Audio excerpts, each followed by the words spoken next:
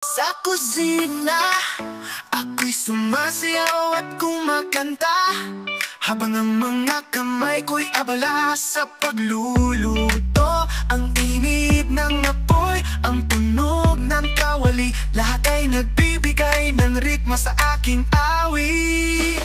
Oh,